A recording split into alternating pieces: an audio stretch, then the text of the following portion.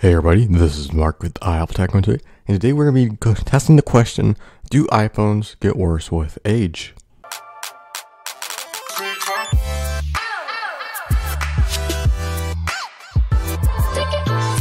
So you know how some computers get slower with age and don't run as great?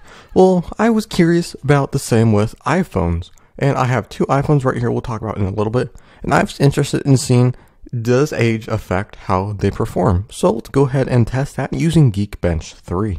So the first iPhone that we'll be using in this test is the black 16GB or space gray iPhone 5S. This was purchased on launch day and has been used ever since the phone came out, up until when iPhone 6 came out. And the second iPhone that we're going to be using is pretty much identical except it's gold, and this one was purchased about 2 months ago, and this will give us a good representation of how a newer iPhone 5S compared to an older 5S. So right here we've got the older iPhone 5S. Let's go ahead and launch Geekbench 3 on the phone. And if we bring this up close, you guys can see what the specs are. So this is running iOS 8.0.2 with an Apple A7 chip at 1.3 GHz and 999 megabytes of RAM. So let's go ahead and test this phone. And I'll speed through this and we'll take a result in a minute.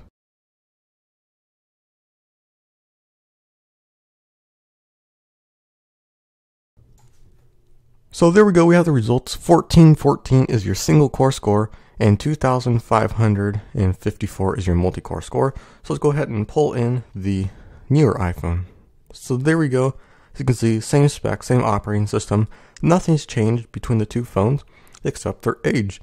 So let's go ahead and run through this one as well.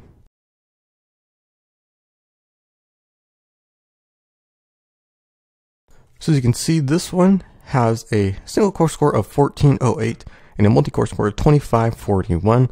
If we bring in the older iPhone, you can see that the older one is actually outperforming the newer one, which is a little bit strange. So I decided to go head by head and compare the two and see how they perform side by side. So as you can see, they are both finishing up right here, and the newer one has 1410 and 1409 on the older one. Single core 2552 compared to 2547. So actually the newer one outperformed the older one, but just barely. So by doing this, I can conclude that there is no difference between the two.